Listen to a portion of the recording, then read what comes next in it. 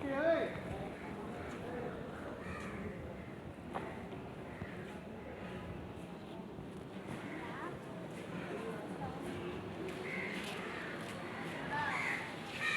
হয়েছে তোমার তারপর অন্য সময় আমি খাওয়াবো না